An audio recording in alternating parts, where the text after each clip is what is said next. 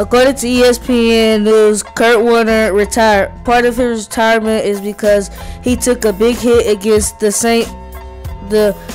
Louis Rams at the Arizona Cardinals Stadium. Because of that, Kurt Warner walks away from the Arizona Cardinals. He leaves with throwing 5 touchdown passes.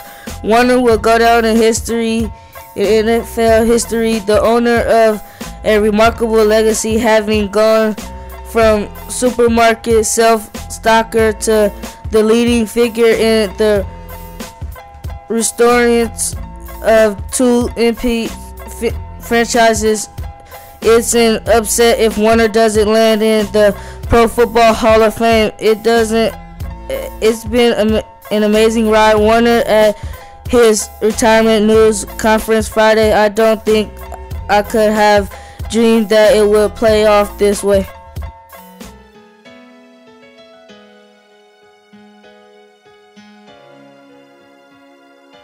According to FoxNews.com, to continue sending people to the moon in shuttles for the next 5 years in NASA's current position, it will cost about $55 billion. In President Obama's new budget plan, he proposed a huge cut on manned space missions to the moon. This new plan will outsource a lot of the moon missions to other countries such as Russia. NASA's board of directors have been anticipating a raise in their funds over the next 5 years, but the budget, to be released on Monday, will allow for an increase that will be $11 billion less than what the panel at NASA anticipated. Obama plans to invest only $5.9 billion in the next half-decade to mainly fund the International Space Station, or the ISS, to keep it running. President Obama is removing funds from the Constellation program, which is the old space shuttles that are used now, and move to the development of the RS rocket. The new budget will work on funding some of NASA's other programs and new developments that can take place here on Earth. The funds that Obama is going to distribute are going to be used to fund private companies to urge the development of what FoxNews.com calls space taxis that can be used to travel to and from the ISS. Of course, Obama's plan includes an effort to improve environmental issues, such as greenhouse gas research and monitoring climate change. The change in budget is an improvement to our space exploration programs.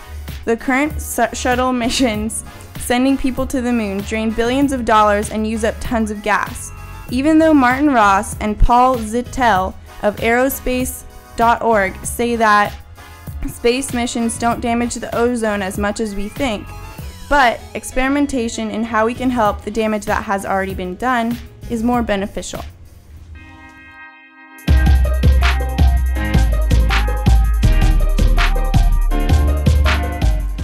According to Gill, Apple Inc. released their newest prized possession in San Francisco on Wednesday, their most anticipated and circulated tablet, the iPad, a half-inch thick slate 9.7-inch LCD IPS 1024x768 display with multi-touch, Wi-Fi 802.11n and integrated 3G, based on a new 1GHz Apple A4 of the company's own design. Best of all, it ranges from the reasonable storage space of 16 gigabytes to 64 gigabytes, as well as a breathtaking amount of $499 to start it off. Without a doubt, high school kids will love it. But would it cause more distractions in class and be a burden to them with their schoolwork? The only trouble Apple is facing is whether or not people will buy the new iPad during the recession.